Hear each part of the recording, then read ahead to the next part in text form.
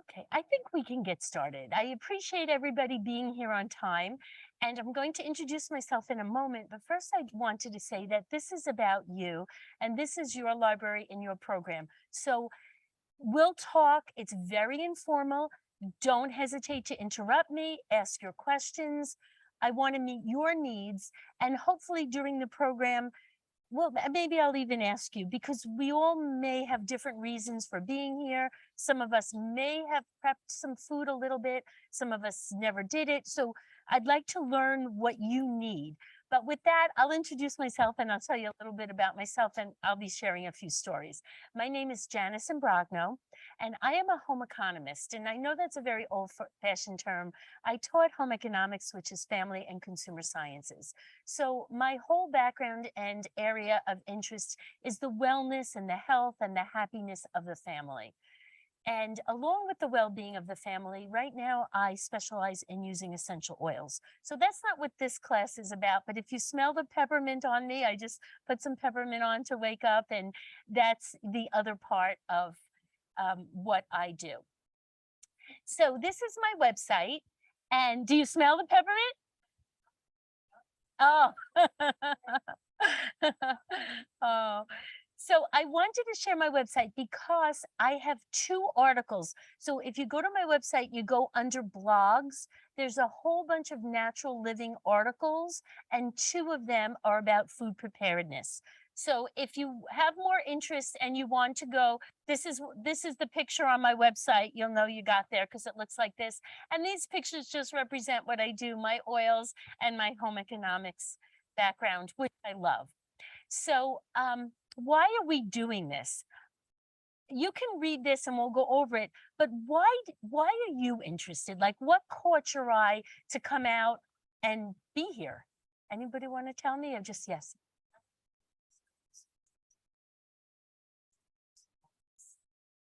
Okay. Does anybody else have an electric stove? You do, yeah. You can't light them. Yeah, I'll give you some extra ideas. Yeah. And anybody else want to tell me what caught?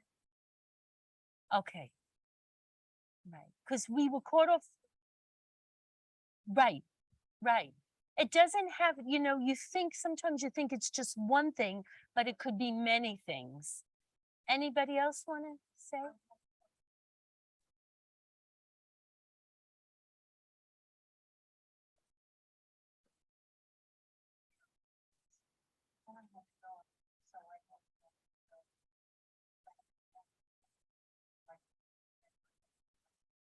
Right, right.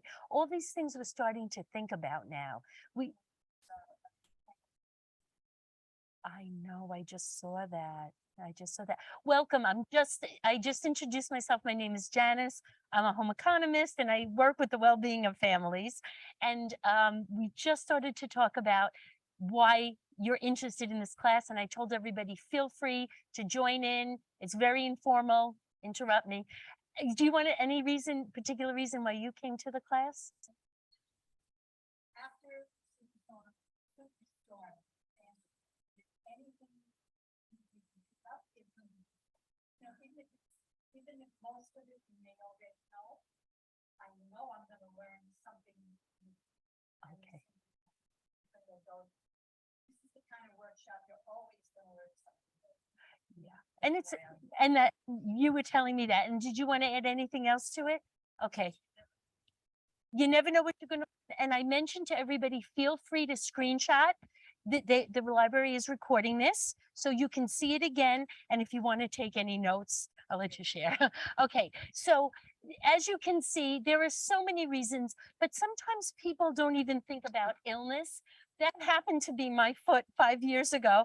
I had foot surgery and I couldn't walk for 9 weeks. I was laying on the couch or on one of those knee scooters, and it was planned. So I knew it and I could prepare for it, but I couldn't shop. I couldn't even drive. And sometimes illness happens and we're not prepared for it. And maybe it's not us, but it's a family member and we have to care for them. Maybe, unfortunately, somebody is in the hospital or in a rehab situation, or there's some crisis in your family. And the last thing you want to do is run to the supermarket and shop. But if you have your own little mini supermarket in your house, you just shop from your house. So of course there's so many, there's things, we're seeing all kinds of stories. We don't know what's true, but the wheat crop, where there's 1 week it's tomatoes and 1 week it's chicken and 1 week it's coffee. We don't know what's going on with the supply chain. We just saw there's a recent hurricane, it's hurricane season. So all of these things are possibilities.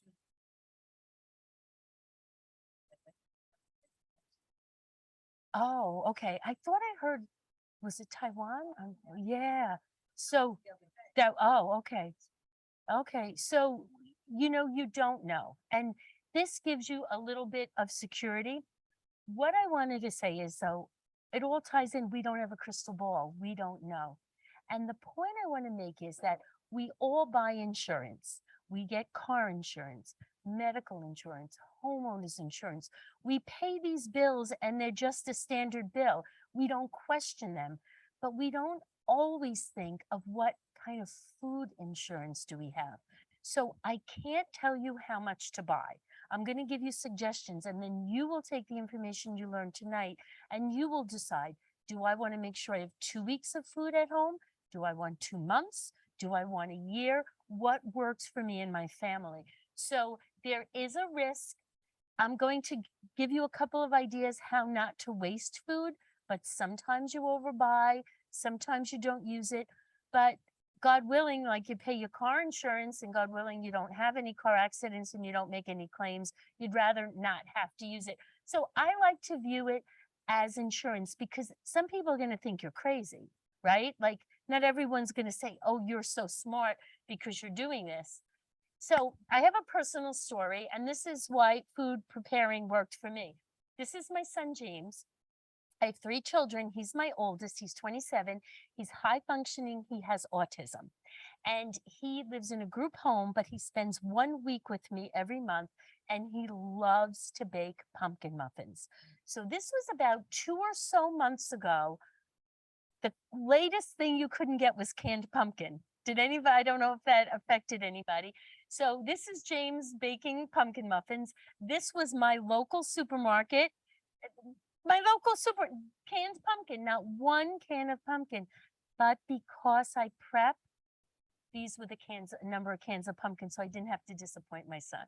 So especially when it comes to your children, you don't want to disappoint them. So that's just a real life story how it worked for me. Yes, absolutely. That's a good point. So I'm glad you mentioned that. So I'll talk about that now. Do any of you find yourself squinting in the supermarket, like, and then they print it in the little ridges in the can, right? So prepping takes a little extra work, and I'll get to that in a minute, but I do put highly visible, because we're going to talk about rotating your food. So it is good to make the dates, and we'll go back to dates. These are not necessarily expiration dates. A lot of times the yeah, that's right. That's right.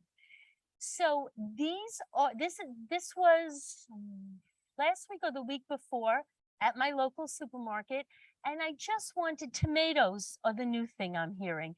Again, we don't know what's true, what's not, but there's tomato shortage. So I made sure I had tomatoes and ketchup and salsa. But for such a staple as tomatoes, I thought there was a lot of empty spaces. And then there's one soup my children happen to like. It's a Progresso soup called Chicorina, and I have not been able to find that for weeks. And that was like a staple since they were kids. So I showed the Progresso soups. And again, it's just my local supermarket. But have you found this? Have you found spaces in your supermarkets?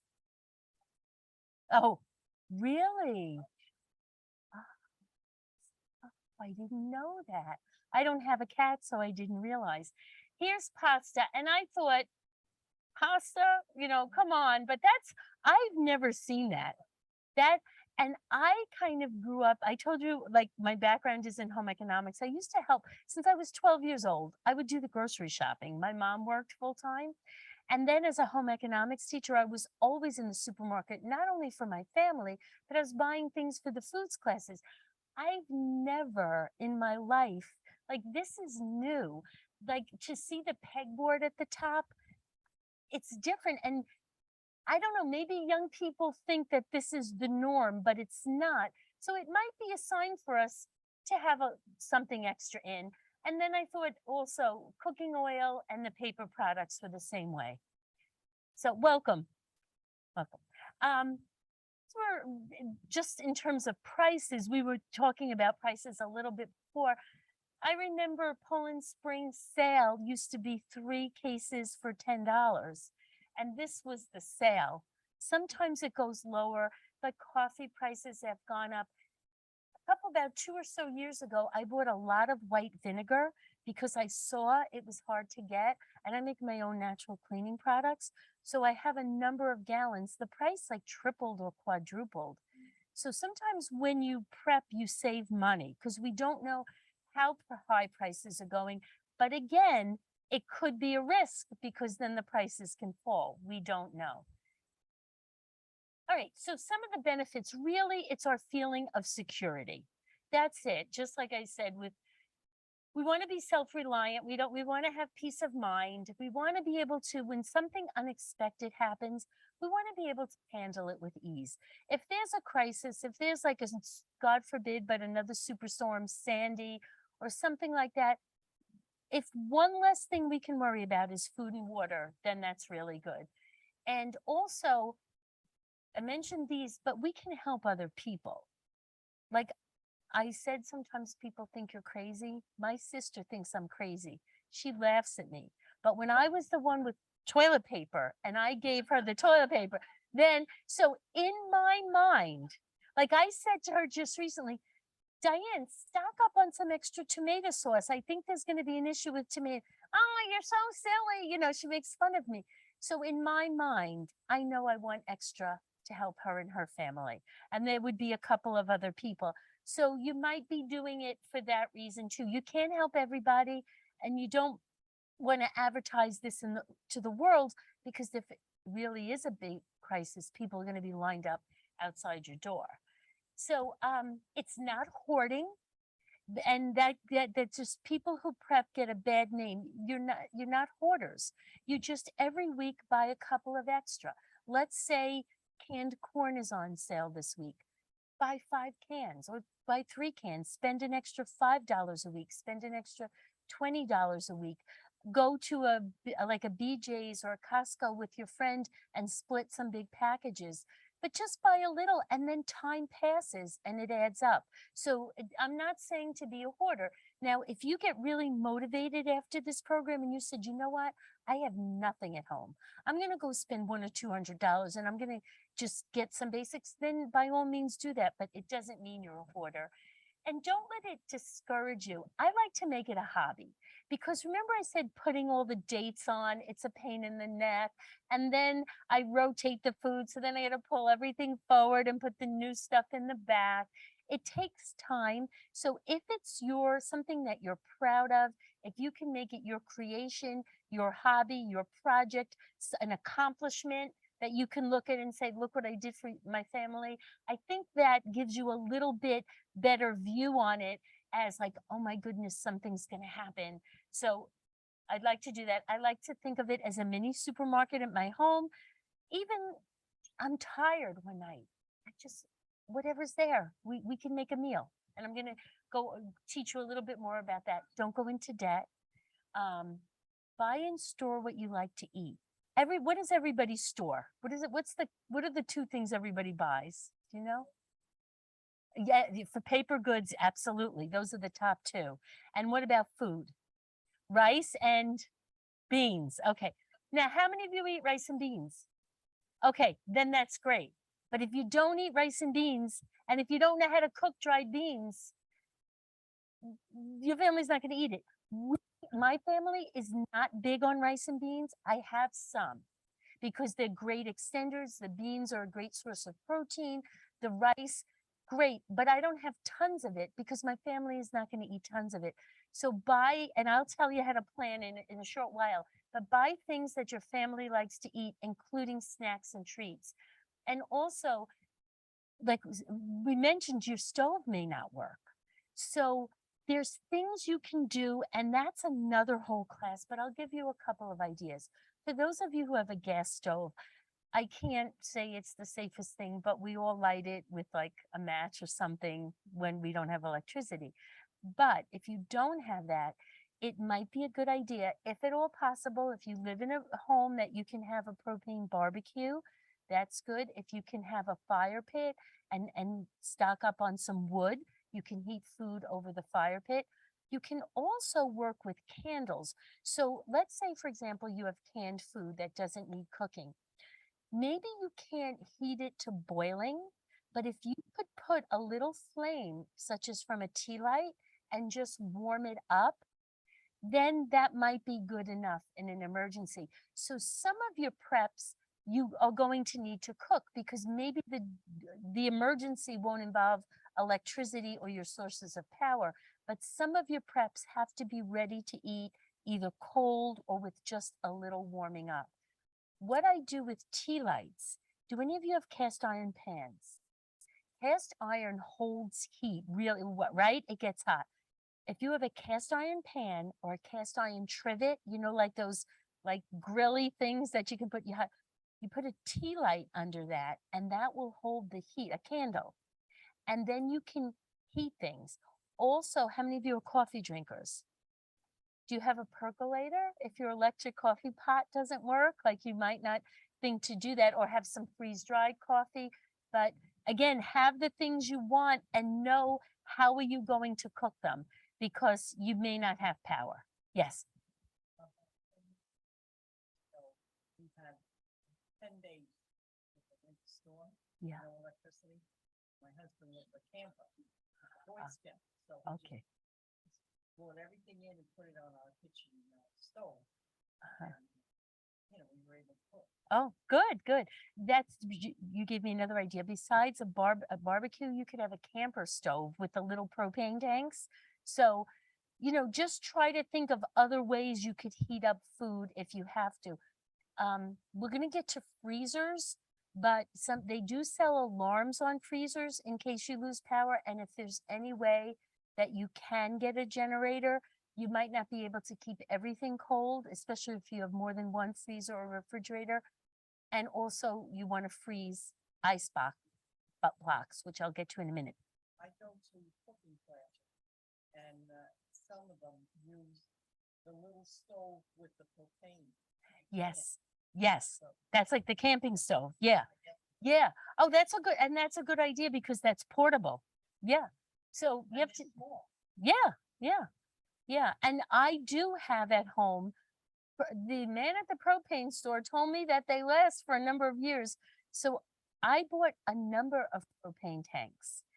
And I also bought the little ones too. And I have a little heater that works off propane. So, but again, then we're getting past food. Now, where do you put all this stuff? Who has a big pantry in their kitchen? Oh, not me either.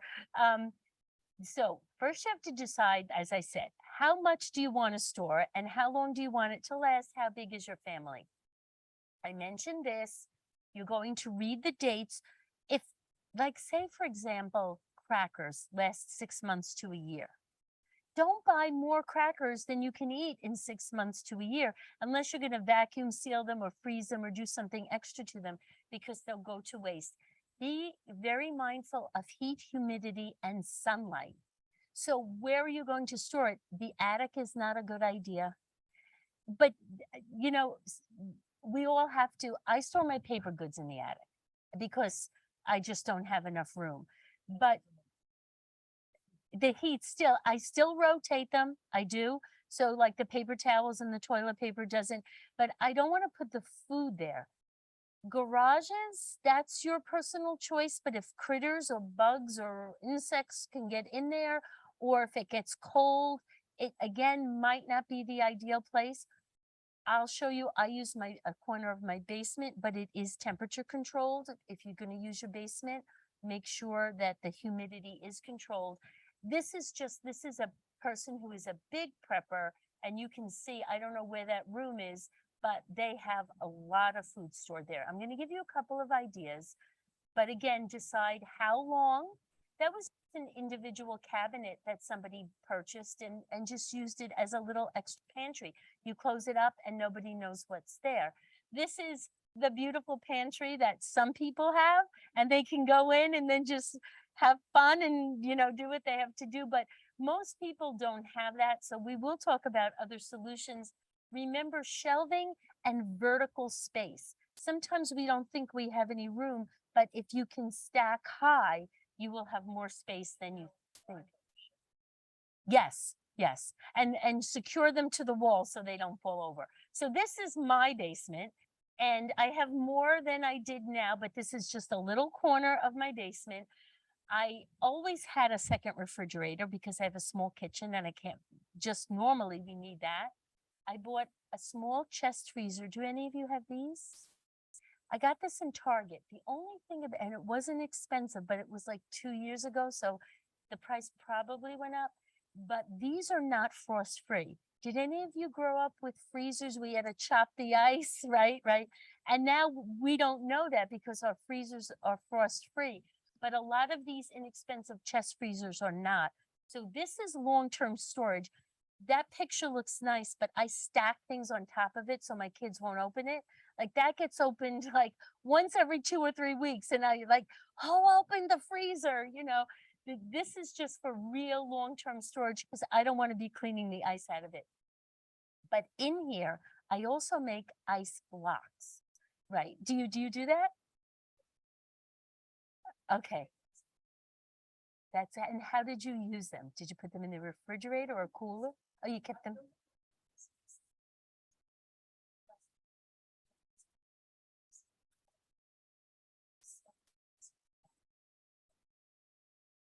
Yeah. It's a great idea.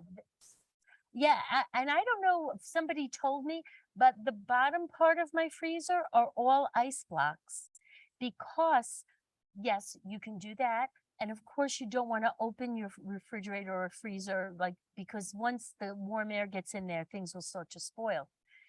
But if it's going to go on long term, you're going to use your frozen food first. But then you can take the ice blocks out and put them in the refrigerator or in a cooler. So it's always good to have ice blocks if you have the room for it. And the other thing with refrigerators, just normal day to day, don't have empty spaces. So if you have like, the truth is I really have 3 refrigerators. I really have another one in the basement. And that's just because I juice a lot and I have a lot of produce, and it was making my regular refrigerator so messy and cluttered, and I couldn't find things and food was going to waste. So I have a refrigerator just dedicated to produce. But because I have 3 refrigerators, sometimes there's empty space, and that costs more electricity to use. Do you know why? You know why? That's exactly right. That's it. So if you have some empty space, even in your one refrigerator, fill up a jug of water, an old soda bottle, a Chinese food container, and and that water will chill, and the cold food will keep everything else cold. The refrigerator doesn't have to work as hard cooling the warm air. So that's a little tip to save money. Also, I want to mention plastic totes. I don't have a lot of shelving. I don't have that gorgeous pantry. So I do use plastic totes and I label them, and they're clear. There's no sunlight there, so they're not getting the sunlight, but I can see what I have. I know what I have. I shuffle them around. They're not heavy because they're small, and that's great extra storage for me. This is a more heavy duty tote, and you can't see what's in there, but that's all our snack foods. And I put a little label on it for my kids. And I hope this will just spark ideas for you. I have a couple of extra shelves. That is my basement. And, I do my best. I do put the dates on it, as you can see. And I just make my little corner, my little pantry. I don't have a year's worth of food. I try to figure out maybe 2 or 3 months, but that's my little corner of safety. So let's say you live in an apartment or you don't have a basement. Maybe you have an extra closet. And remember I said vertical space? Maybe you could put a shelf or 2 high up in the closet. Maybe you could declutter and find half a linen closet or part of a coat closet. Some people store food under their beds in plastic totes. It's not my first choice, but it's an idea. This is a clever idea. This was a bench that somebody had, and they took the cushion off and they stored big containers of food in there. So that helps wear. And then lastly, this is a great idea. This is a storage unit from IKEA. And this person just had a wall. And I thought that was so clever. And that's their pantry in their little office area. All right. And so this is just a little review. Again, I want to say include treats if you drink coffee, if you drink liquor, if you like chocolate, if the kids like cookies, some hard candies, some peppermints, have some kind of treats in case there's an emergency. And I think everything else we talked about, and that was just a clever way to fit as much food as possible. They measured the shelves. All right, so we're going to talk about water first. Does anybody want to make any comments? I told you I was going to give you a lot of information, and that was like a lot just in itself. But I think now, before I speak about specific foods and show you how to store it, we should talk about water. Anybody have anything before I go on? Okay, water is essential, and water is so difficult to store. It's bulky, and you just do your best. But number one, have some water. Normally, I don't drink Poland Spring. I was never a fan because even though I don't keep it in a hot car, it was in a hot truck, it was in a hot warehouse, and the plastic leaches. But I do have many cases of it for emergencies. And I'm always yelling at my kids, that's for emergencies, don't drink that. Use the water filter, but water, when you need water, you need water. So that's one. Also, do you have a couple of extra garbage pails or bins if you had to collect rainwater? Just think, where would you get your water? You all know an emergency, fill up your tub. They sell something called a water bob. Did anybody ever hear of a water bob? It's like a big plastic balloon that you put in your tub. So if you have to fill your tub with water, it's not going to go down the drain and it's going to be encased. Now, some of your water is going to be cleaner. That will be your drinking water, but you're going to need water for hygiene. You're going to need water for cooking. So you definitely need water. This is a 3-gallon hard plastic jug. I got a couple of these at Whole Foods. So if I had to fill up water, I don't have them filled now, but if I knew a storm was coming, those would get filled. Does anybody have a Berkey filter or ever hear of a Berkey? Sure, Berkey. What's not everybody who's into natural things loves Berkey filters.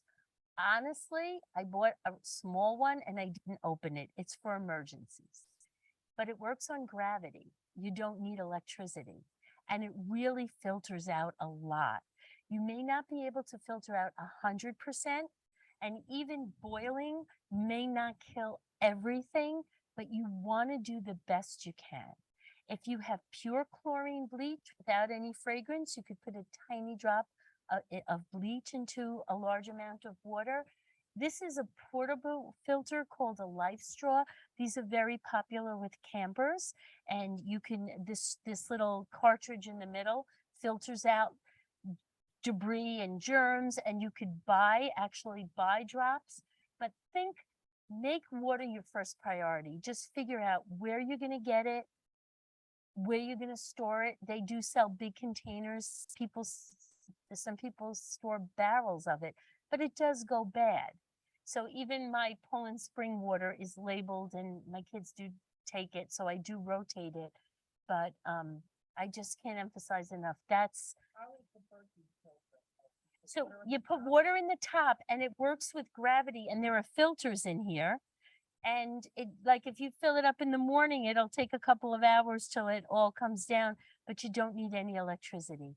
They are a little pricey. They're pricey, but it's just something I want you to know about. As I said, I bought a small one because if I don't have electricity and I want to filter water, also, that's drinking water. I also don't want to forget to say, just in case I forget later, have all your recipes printed If you have favorite recipes, because I was just thinking like the Berkey instructions I have printed because I never used it. If the electricity goes out, you can't find your recipes and your how to do things on the internet. So if you need to know how to do anything or cook anything, have a hard copy of it. So that's important. Okay, so I'm going to give you these handouts because you might say, okay, now where do I start? I go to the supermarket. What do I start buying? The easiest thing to do is make out, let's just say you start with dinner. I'm going to give you one of these. Everything's up here when you leave, and it's a blank month. And then just fill in menus that you like. Maybe every Wednesday you have pasta. You know, it doesn't matter, whatever it is, just foods that your family, it's just going to help you with your regular shopping too. And then you have some place to work from. I would start with dinners. If you want to do it for lunch and breakfast, you can do that. Or breakfast and lunch, you can just make a list. Then take this and start with one of those weeks. Write down what you're going to serve those days and make a shopping list and start there. And whatever on your shopping list, whatever you can buy extra of, buy extra of. And then you have foods that you're going to eat. And then you're not like crazy overwhelmed. You know where you're going to start. Oh yeah, and that was print your recipes or have cookbooks. All right, now the shelf life. We said air, humidity, sunlight, moisture, that all spoils food. Air, humidity, sunlight, and moisture. So those you want to avoid.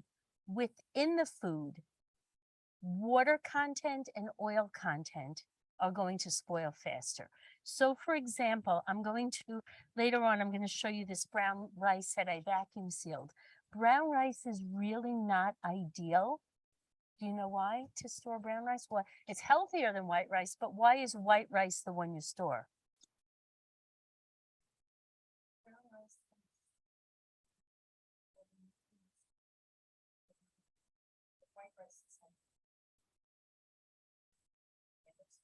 That's it. That's it. That's exactly right. And it's the same with flour. The whole wheat flour and the brown rice are healthier, but because it has the germ and the endosperm, it has oil in it. So it's going to spoil. So you have to pick the unhealthier ones to store. So anything with oil, I do have oil. I have coconut oil, olive oil, avocado oil, but I can't have a lot of it because it's just going to go rancid. So that's, something you have to know about. I'm going to talk about being tightly sealed and over time. So these dates are really best by dates. They're not expiration dates. Over time, like I'm using canned food now that's 6 months old. 6 months past the date. It's not 6 months, 6 months past the date. I have in a little bin. I put a sign up for my kids, eat these first, because I want to, it's like if they take a can of soup from the regular, I'm like, no, eat those first, and they're like, Mom, I don't want that like variety or whatever it is, but I eat it, but it's still good. Over time, you might lose some flavor and taste. You might lose some nutritive value. The texture might not be as good, but it's still fine to eat. Canned food lasts for years and years and years and years. The company puts this on because they want you to say, oh, my soup is good. If you put a 5-year date on here and then you eat it and you're like, this doesn't taste so good, you're not going to buy this soup. Now with perishables, it's a little different. If anything doesn't smell or look right to you, throw it out. Never taste it. If cans are dented, bulging, just get rid of it because you can have food contamination. But if it smells and looks okay and it's just a little past, use your judgment. But especially with canned food, it's probably going to be fine. Okay, so let's talk about some containers. I brought some things to show you. Airtight is always best. In a minute, I'm going to show you the Food Saver. But for now, these are 2 products that I have. This is a popular kitchen brand, OXO. I don't know if any of you have their things. They they have these clear containers. Again, I'm not going to keep this in the sunlight. It's in a closed cabinet, but I find my kids eat more when they see the clear containers than when it's in the cardboard box. And you don't want to have a lot of cardboard in your house either. That's why I brought this, because there's bugs in the supermarket and there's bug eggs in the supermarket. So if you're storing food long term, you don't want to open something else and a moth flies out, like, but practically, you can't put everything in plastic. This is an investment, and the price of these went up tremendously. But what I like about it is it's airtight. So I put the package. You can see I have a lot of crumbs there though, but and I put the date, and I put this in the cabinet, and truly the food gets eaten faster because I don't know, the kids see it. Yeah, maybe that's it. And there's a lot to that. And then, so that's that brand. Then Rubbermaid came up with a brand too. They call theirs Brilliance. Do any of you have any of these containers? I'm telling you, over the last 2 years or so, you have Tupperware. Okay, is it clear like this?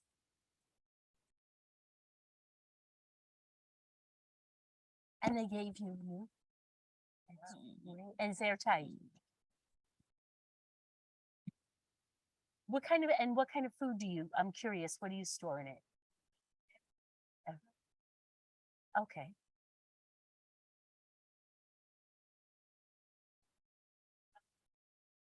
Right. Well, that's good. And they honored the guarantee. That's that's great. Okay, I'm gonna look into that. The price of these did go up a lot. Susan Tupperware.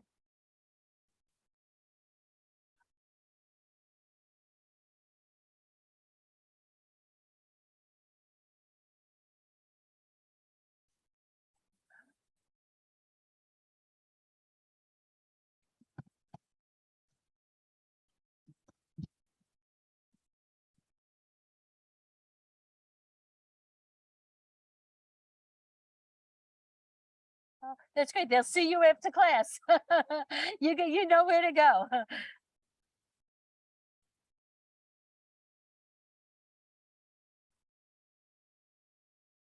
Yeah.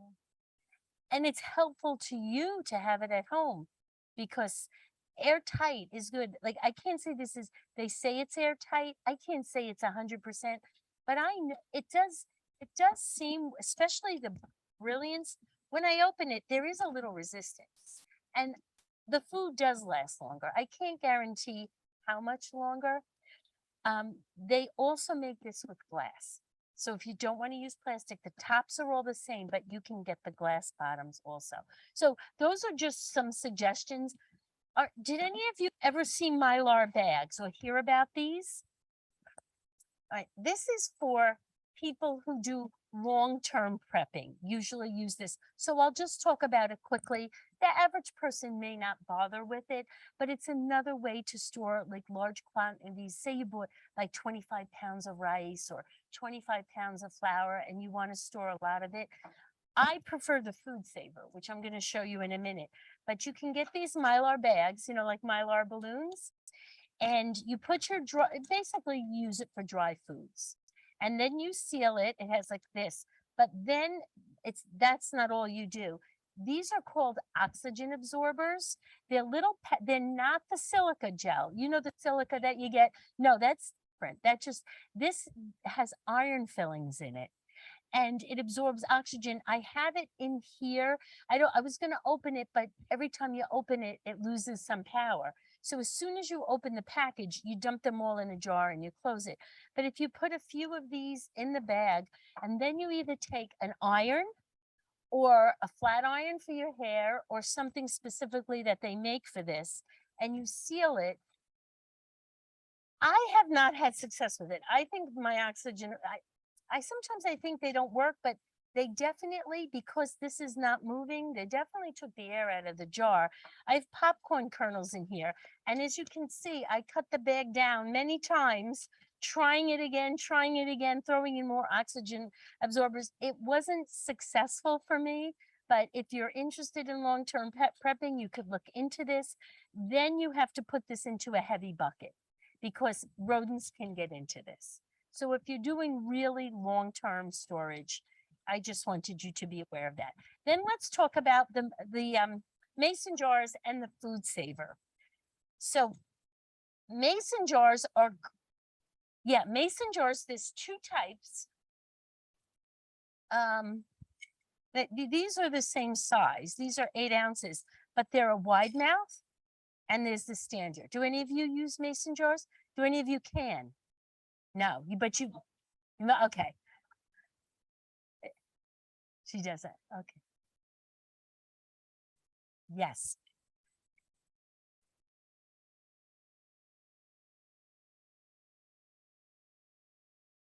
Yes. Yes. Jelly jars, pasta sauce, applesauce, mayonnaise. You can use all those jars. Yes. Yes. Yes. Yes. And for my leftovers and all at home, I always use glass because it's inert. I like it. The only thing with the glass is though, it's heavy. So, it depends on your needs and it's clear. So again, you want it in a closed cabinet. Now, you can just use these, but I'm going to show you how to vacuum seal them. So these are, oh, that one moved a little. This one, and you see, I put the date on it, just some pasta. This is not moving. Well, actually, I'm going to do this. This moved a little bit, but if I open this up, all right, that was not vacuum sealed. So you can see, there's air in that. This one is vacuum sealed. Do any of you have a vacuum sealer? All right, so I have just two of the same models here. If you need to move your seat, feel free so that you can see better. When they work, they are the best thing ever.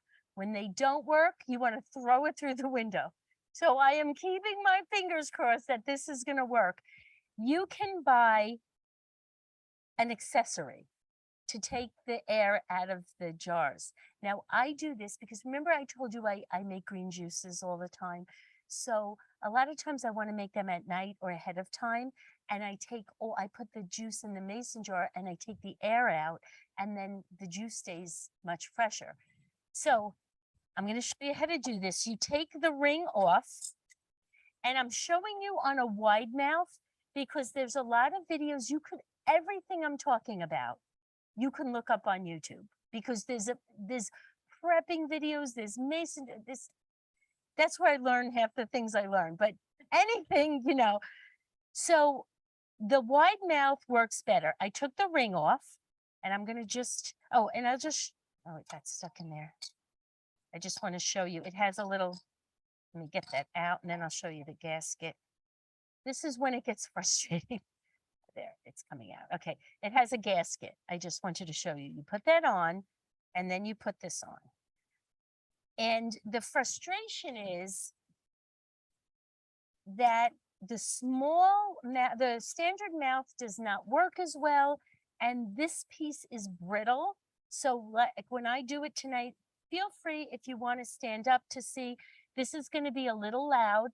I'm going to just put this in and I'm going to put the food saver on. And it's just going to be loud for a minute.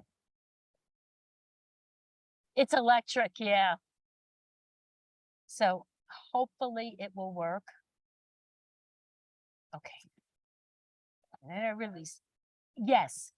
And then, now again, fingers crossed that it works. Okay. It's not moving anymore.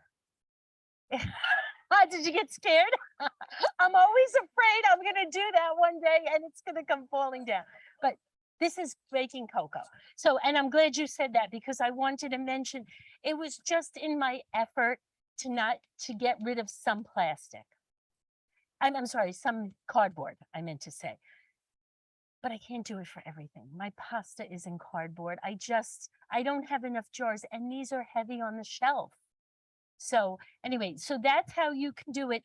The secret is if you go, and I learned this from YouTube out of desperation, why the little one didn't work so well. And there's always somebody who figured something out. If you use two lids, for some reason, the small one works better. Okay, so that's one thing. Now let me show you the regular food saver. I'll pass around the rice, which is hard as a rock. So I'll just pass that around. I sucked all the air out of that. And then I have some nuts. I usually freeze or refrigerate nuts because of the oil content, but the company says the food lasts 5 times longer. So I'm going to show you. Isn't that something?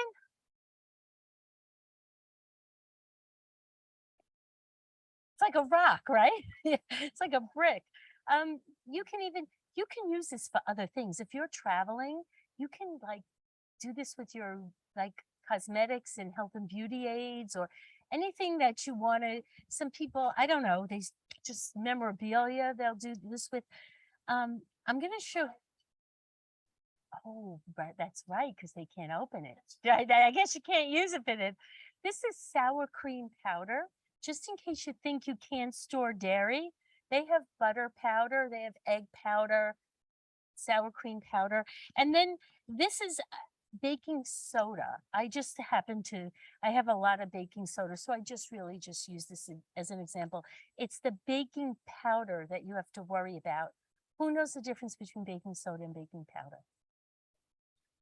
Right.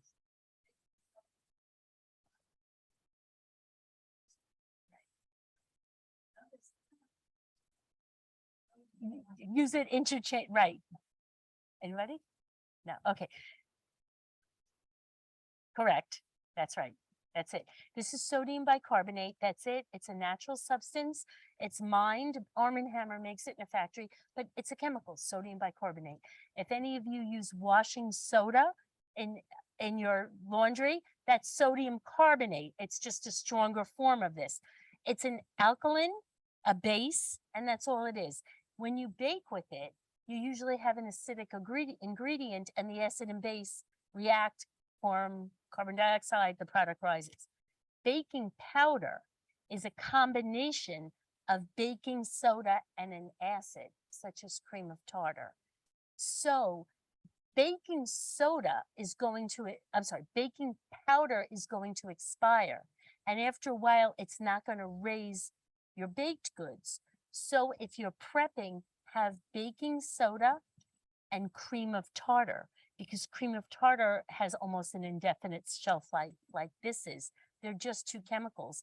Then if you need to bake in a long-term crisis situation, you just put them together. Okay, so that's, oh, I don't know offhand, but it's on YouTube. Yeah, I'm sorry. I should have that memorized or written down in case the internet goes out, but I just don't remember that. So let me show you how this works. This is a bit of an investment. So I wouldn't go ahead and just vacuum seal every other thing because it's going to cost you a fortune. I like it. Let's say I buy 4 chicken thighs and say they were frozen and I defrosted them. I don't want to freeze the 2 I didn't use, but I want to keep it in the refrigerator a few days. That I would vacuum seal. Anything I'm going to keep long term. My daughter, she opened a pack of cheese. My kids never closed the cheese. Did it ever happen to you and it all dries out? That's why I told you, I'm going to tell you personal stories because you probably all experience this. I found a bunch of slices of cheese that were about to get hard. I just vacuum sealed them. So it's handy. You can buy bags or you could buy rolls of plastic. You can't use a baggie or a regular bag because this is textured on one side. And if you don't have the texture, it won't grab and get the air out of it. So I'm going to show you how to do the roll because actually this wasn't a bag. This was part of a roll, but here's one of the bags. Okay, so all you do is you really make your own bag, and I'm going to show you how you do that. The first thing you do is you seal it, and again, feel free to stand up. You can make this any size you want. So you just put the end in, and you turn it on, and you just hit seal, and it's going to be quiet now because it's not sucking anything out. It's hard for me to pick up, but there's a red light on. As soon as that light goes off, I'm going to take this out and I'm going to show you. Okay. And so now it's sealed it. So now I can make my bag any size I want. So sometimes I'll make the bag a little big, and it's like, for example, I'll do this here, and people will say, well, you're wasting plastic. But so here's some sunflower seeds. This isn't vacuum sealed. I think it lost the seal, and I'm going to redo it now. But then you can cut it open, use what you want, and reseal it. So if it's something that I'm going to go into a lot, I'll leave extra space. So I'll show you how this works. I'll just cut some of this. And again, you can make it any size you want. And then I'll pour these seeds in there. And then we'll seal it up and I'll pass it around. Just this one. Hopefully they won't go all over.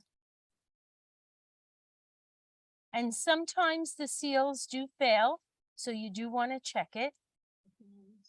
Yes, you can reuse it. So again, there's plenty of extra room, but I can reuse this.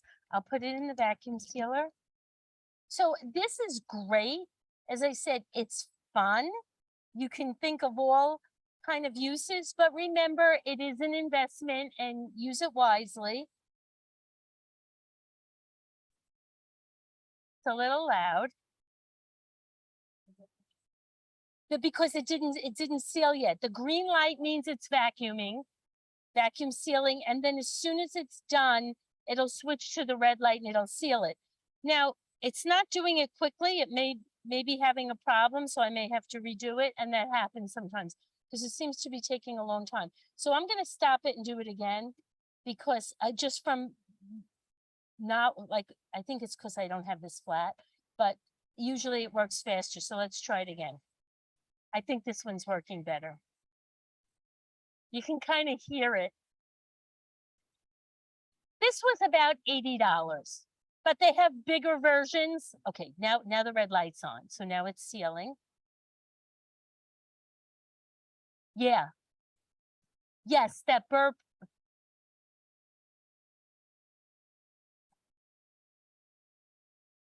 Okay, I'll pass that around. Sure. And you know what? And then you could reuse those over and over. So, and again, we're using plastic. Everybody who said glass, I do prefer glass, but again, sometimes we just have to make compromises. That doesn't leak plastic. No, but when you open it up, if you have chicken in it, once you open it, like the chicken juice will start coming out. Yeah. Okay, so this was the vacuum sealer. And one of the other advantages is that you can take advantage of sales. Dehydrators, when you take moisture out of food. So here's a food that was professionally, well, this one I think was freeze dried. Yeah, this one was freeze dried. I'll pass it around. Okay, thank you. Okay, I don't know if you want to see this, and we'll pass the nuts around from before. So freeze drying and dehydrating takes the air out. So these apples are actually freeze dried and they will last 25 years. So this is big time prepping. What I did was I bought a few things like this. I bought broccoli, I bought some fruits and vegetables, I bought cheese, I bought dairy products, things that would be hard to prep myself. I got these on Amazon. I think they sell some of these in Walmart or some Walmarts. And the Mormon Church, the Church of Jesus Christ of Latter-day Saints, their church very much believes in having a lot of preparedness. So they are a great resource to buy foods like this. They're fantastic. Like they're the experts on it. Oh, I didn't open it yet. If you know, I should. One of these days I'll open it, but I just got it and I'm like, oh, maybe after 5 years I'll open it. But did you ever buy like a dried apple and you know how you can buy just like that? It's just freeze dried, or like freeze dried coffee. All the air is taken out. So I'll get some that I can open. But we discussed that was the dehydrator. So that is an appliance you could buy at home, or you can buy a freeze dry, but the freeze dry dryers are very expensive. These are a couple of $100s. The point of this is if you want to invest in big term prepping and you want to take the moisture and the water content out of the food, it will last much longer. But did you ever have like a dried apple or dried fruit? Yeah, that's all it is. It's just that it gives you long term. We mentioned home canning, so that's an option, but that's, a little thing by itself. And this is just again, a little bit of a review. I showed you those 5 or 10 gallon buckets. You can buy them. You can also sometimes, if you stop in a bakery or a pizza place or someplace that buys their flour in these big buckets, you can get some of that from them. Yes, let me go back. Oh,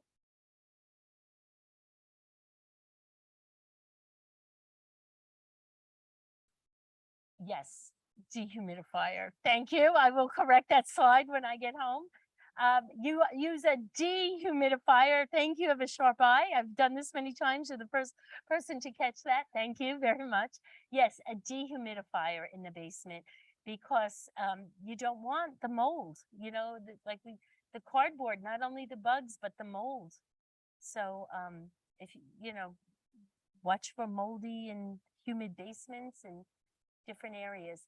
A written inventory. So I just brought mine. It's a little messy, but these are the things that I have in that chest freezer, so I don't open it. You see this, it's a mess, but there's cross outs. And see, I wrote ice blocks. I have some, and I put the date. I put some flowers in there and all, but I just keep this right near, and you can rewrite it, but know what you have.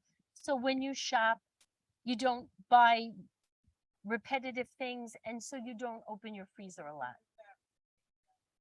Canned goods, Yes, buying at different times, right. such as steak is fine, next steak is, and Exactly. Yeah, and you can put little signs and post-it notes, and sometimes we have a mental inventory also. Yes. Yeah, you can freeze more than you think you can. You can freeze lemons. You can freeze eggs. Um, eggs. All right, so I'll tell you. First of all, I prefer to get freeze-dried eggs, but this is what you do. Each individual egg, crack it, mix it up, get scramble it. Don't cook it though. Just beat it up. Then if you get a muffin tin, a silicone muffin pan, it wouldn't be a tin, put each egg in there, freeze it, and then pop them out and put them in a bag. It's not going to be the most delicious scrambled eggs, but it's fine for baked goods, right? In an emergency. So, during COVID time when it was hard to get fresh things, I would freeze lemons. I freeze bananas, but bananas, to peel them first, right? Otherwise, you will never get the peel off. Peel them, break them in little pieces. They're great in smoothies. I freeze buttermilk. I have a slide coming up. I love to make this particular banana bread recipe that uses buttermilk. But I would buy a quart and I'd need a half cup.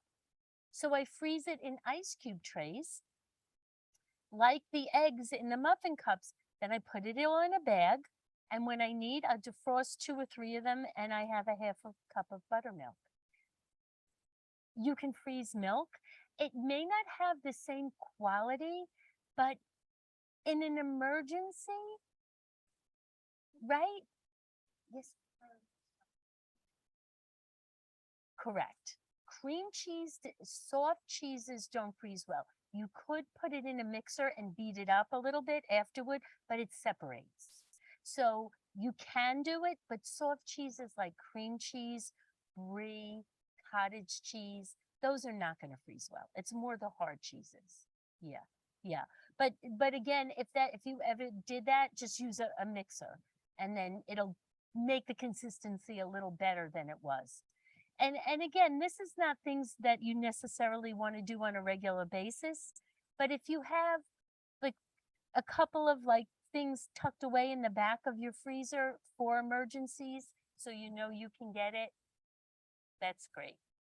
Okay, so now I'll quickly go through just different foods. This is how I froze the buttermilk or the milk, but you know you can get dried milk. You know the difference between evaporated and sweetened condensed milk?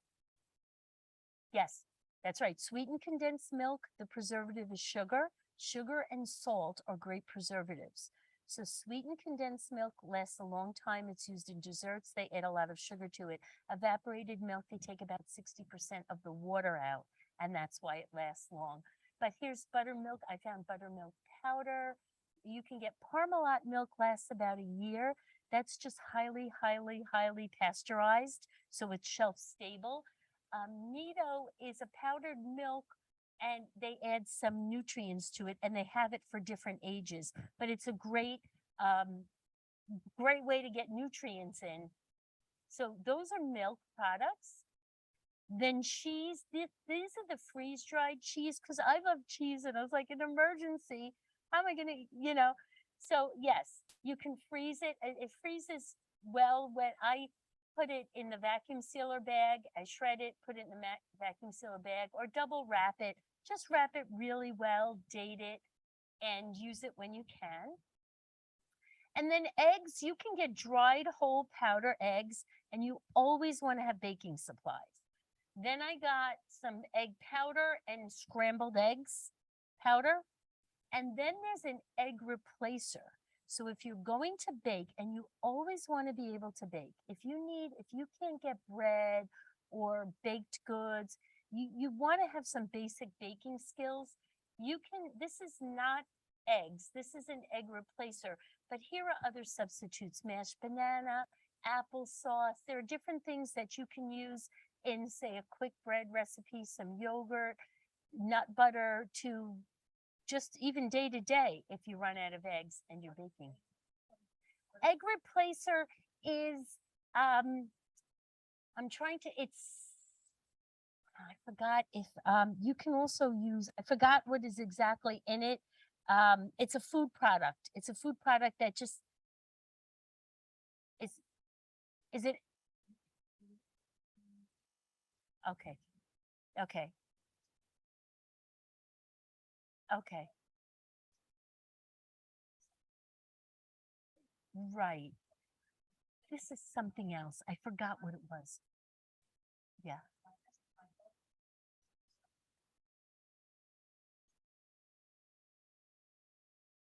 But during the pandemic and the applesauce, so what I did is I put some hurricane.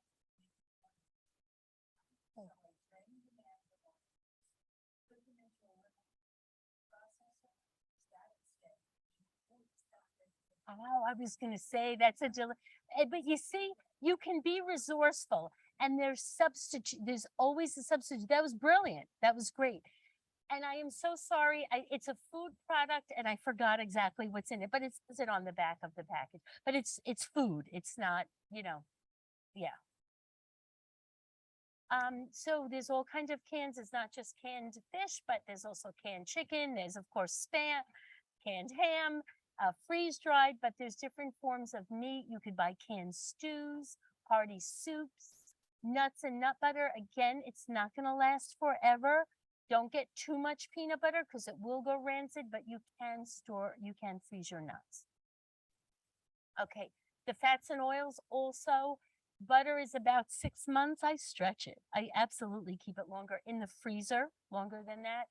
Do you know what ghee is? Yes, yes. It's butter with the milk solids taken out. So it's just pure milk fat. And you can fry on it with a high temperature. It doesn't burn. It's great to grease pans with. So I like to store that in the refrigerator. Coconut oil has so many uses, even beauty aids. So you can do a lot with coconut oil, and both of these you can cook at a very high temperature without them breaking down. So those are all good fats and oils to have. And then sweeteners, sugar I keep in mason jars, but I don't vacuum seal it. Do you know why? It'll get hard as a rock. I won't get it out of the jar. So this was a great way to store it, but don't vacuum seal it. Brown sugar, I find, stays so soft when I vacuum seal it because it has the molasses. Okay, and then honey does not go bad, especially pure honey. It's not going to go bad. It might crystallize. You just heat it in warm water. There's all kinds of sweeteners, but have sweeteners so you can bake and you can make your food palatable. Things that just I like to have one of each just in case, maple syrup, molasses, that kind of thing. Vacuum sealing is really great for flour. You can freeze flour. I always put grains in the freezer when I first get them home from the supermarket, just in case there's any little things growing in there. It's going to kill it. I put it in the freezer. Some people say 3 days. I like to do 10 days. Cornmeal, oatmeal. Oatmeal also has a long shelf life. You can do so much with oatmeal. It's very filling, very healthy, but you want to have grains. And vacuum sealing. Grains would be wheat, cornmeal, oatmeal, or then there might be other grains, like maybe you like buckwheat or, I said corn, any other grain food. Okay, and then this is just a review. I was emphasizing how important it is for baking and how I said the baking soda and cream of tartar. You want to have both of those separate in case the baking powder goes out of date and doesn't produce carbon dioxide anymore. But these are just for those of you who bake. Those are different things. You might use gluten-free flour. You might not use wheat, but whatever flour you're baking with, you want to just have a supply of baking equipment. And you can freeze yeast. We were talking, you can freeze yeast. And don't forget your condiments, spices, sauces. Just make everything to make a meal delicious and different. Because I hope we never are in this situation, but you don't want to eat white rice and beans for breakfast because you have to think of people's emotional states too. That's why I said have the chocolate and the coffee, and if you drink alcohol, whatever it is, have something that's going to keep people sane. Oh, then have your rice and beans. Yes.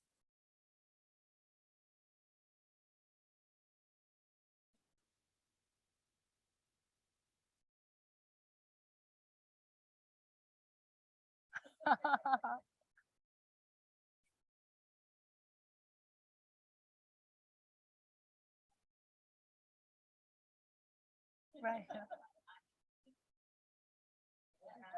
Right.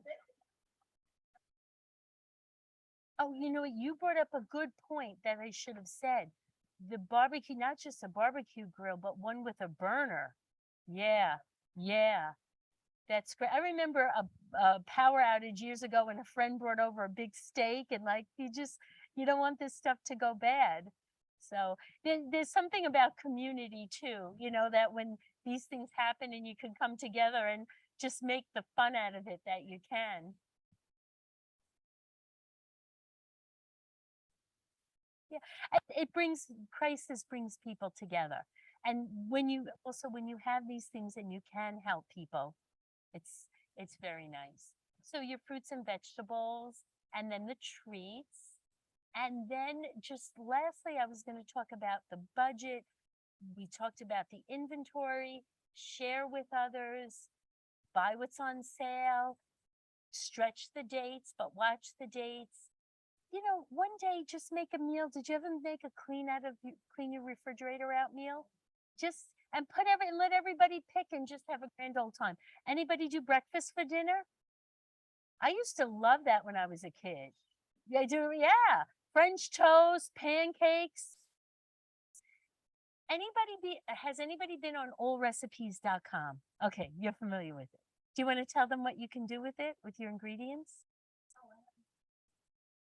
Please, you go on. Recipes. The feature I like about this, let's say you have leftover, let's say bacon. So you have some bacon, some onion, and green beans. put those ingredients in allrecipes.com and they will give you recipes with the ingredients you have. Yeah, it's like it's a great resource. So it helps you. I think I'm going to talk about a little bit more about saving money and economizing, but maybe a couple of years ago we just threw things out. I'm not going to use it. Let me clean out the refrigerator. And I think there's a tendency now that we're valuing what we have and we're trying to use it up more. So maybe those ideas will help you. Oh, okay. Good. And you said you like to cook.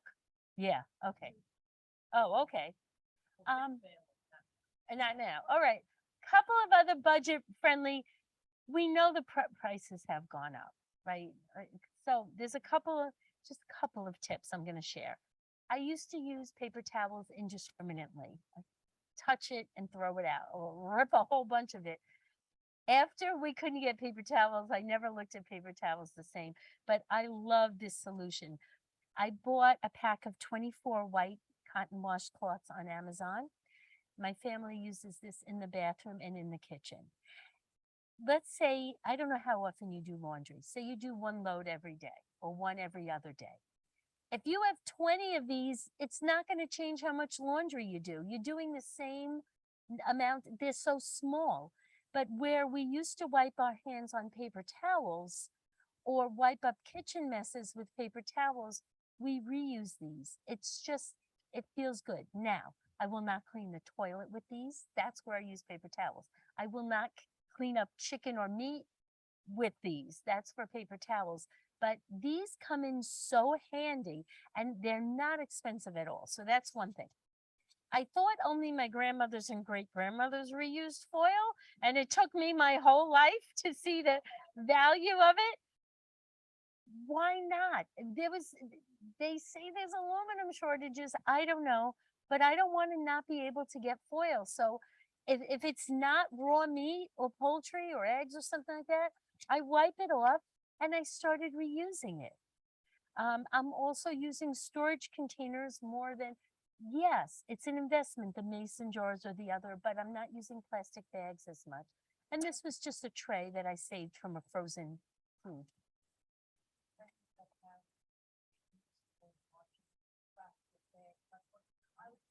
Yes.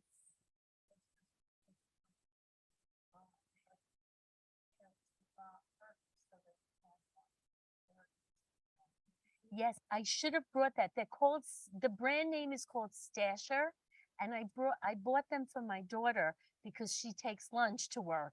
And it was like plastic bags. Every day it was another place. They're made of, right. Yeah. And that's what, when it's called the brand name, I'm sure there's other, it's called Stasher and it's made of silicone and it looks like a thick plastic bag. And you wash it, you turn it inside out, you let it dry. And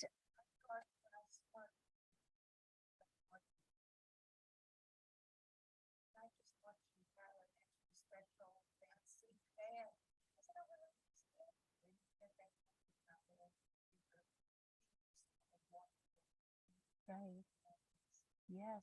And they have flat ones and they also have ones that you can stand up that like expand, like if you have something that you want to stand it up. And thank you, because I always learn so much from you guys. I'm going to throw one of those into my class packet and I'm going to change dehumidifier.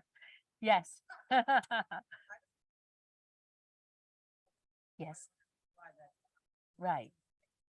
So when I go to, everybody goes to and spare it under the breadbasket is a nice piece of foil. And they're only gonna throw it out. And it, it's brand new. So I take that home. Yeah. We're looking at things differently now, right? Also, I like parchment paper better than foil because foil has aluminum, but we do our best with what we have, Yeah, I try to avoid aluminum, but just like I try to avoid plastic, but sometimes it just works. So just these are a few ideas also to save food, save money, extend your food. You can add, I know we said you like beans, right? You can add beans and lentils, rice, oats, dried mushrooms. All these foods will extend if you have a soup, a casserole, a stew, a pasta dish, a meat dish. Throw some of these things in, save your stale bread, toast it, freeze it, make croutons, throw it in your soups, but you can fill people up with things that in the past we always threw out. So just a few more, just a couple little quick tips. If you like to garden or want to start to learn to garden, I just started 3 years ago. I have not bought cucumbers in the store for a month and a half. It's just such a great feeling to get, and tomatoes too, but it's a great feeling. It's dedication, it's time, it's work, but it makes you feel very independent when you can grow things. That's not my garden now. Yes,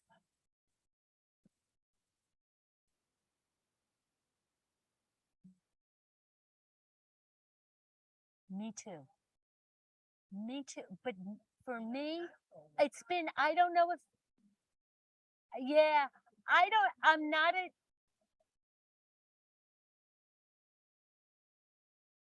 my friend told me I have the same exact problem. I am not an expert gardener. I'm a novice, but I'm like, when are these going to turn red? My friend told me the paper bag. It worked for her, didn't work for me, but the whole season, they're taking weeks and weeks before they turn red. Yeah. Yeah. You know what? All the reasons you can ask him any question about anything, grow, and he can answer. That's good to know. Yeah, and he's in all the library. Oh, that's good. That's why it's so nice when we all come together because we have resources and we, and we, oh, what's cool? We teach each other. Why is this not? Oh, that's funny. Oh, I don't know what happened. I have like 3 more slides and it's not moving, but I could tell you what's in them. I don't know why that happened. Let's just try escape. Oh, maybe that's it. Oh, there it goes. Okay. This is just a review of safety. Watch for the bugs, the mold, the bacteria. If you're not sure, throw it out. And that's everything we just spoke about that you can read. And don't forget your pets. Somebody mentioned pets before. They need water, they need food. So make sure you prepare for them too. And when you can, get, stock up on some food for them. And then again, another whole class, but your health and beauty aids. Don't forget all your medical supplies, your medicines, your vitamins, your supplements, everything you need for hygiene. You can screenshot this, and then I have 2 more slides after this. The first one I want to show you, if you go to that website, I printed out, there is this big book all about food safety and storage. That's the first link. So feel free to screenshot that. It's called A Guide to Food Storage Booklet, and that is the website. It's going to be a lot of printing, but I just think it's an excellent resource if you really want. And of course, Cooperative Extension always has great resources.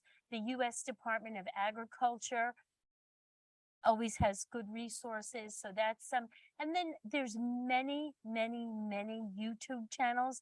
I didn't list them all, but one that I love is Mary's Nest. I don't know if anybody has ever seen that. She's a very sweet lady. She does a lot on natural cooking, but she does a lot on food storage and preparing. And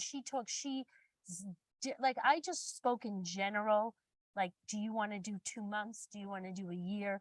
But she has a working pantry. I just thought for now that was too much. And then she has a long-term food storage pantry and she rotates it in, but she's a great resource and she's a pleasure to watch. So I thought I would share that with you. Can I go to the next slide? Okay. So, but give yourself some credit because you showed up here tonight and you're interested and you're obviously doing something. So give yourself a pat on the back because you showed up and you learned something new, and I'm sure you're doing something at home. And then last but not least, if you want to look up the articles that I wrote, they're pretty much a summary of this class, that's my website. So now I'll just open it up to your questions or comments. I know I threw a lot out at you. I hope you're going to go home with something. Sure. Oh, yes. Oh, you didn't get paper. Okay. So I have 3 handouts for you, and I will give you a piece of paper also. My website is homehealthandspirit.com. And spirit. I'll put that back up. Oh, wait. Okay. That's my website, and I'll go back to the other screen. Okay. So I'll give these out to you, or I'll put them in the front. So as you walk out, you're welcome. I have 3 handouts for you. There's blank menus. There's the shopping list and weekly menus. And this I took from Mary's Nest. It's called 2-week emergency food supply shopping list, but personalize it for yourself, because I looked at it and she has like sardines in here and it's like, I don't need sardines, but it gives you an idea. Also, if you look up her videos in the description box, she gives more handouts. So I'll put these up at the end of the table. So as you're leaving, you can take them, and I'd be happy to hear any comments, questions, any takeaways that that you're going to leave with. Is there anything you learned tonight? Uh, I hope so. Yes. Yeah. You can, I mean, at some point, but it's like, just like the baking soda, it's just a chemical compound. So as long as you keep it dry, it's going to last. And then that way you can always make your own baking powder. And again, that's something I'll add to the class. I'll look up the proportions, but you can Google that easily. Yeah. Yeah. Because the baking powder pre-mixed will go bad. Yeah.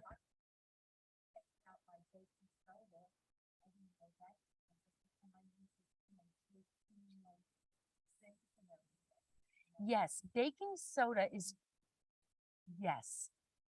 Yeah. I do too. Yeah. Yes. Yeah, because it freshens things. It's a mild abrasive, so you don't need like chlorine-based scouring powders. It's a mild abrasive. It absorbs odor. If I use the stronger version, the washing soda, but you can put it in your laundry.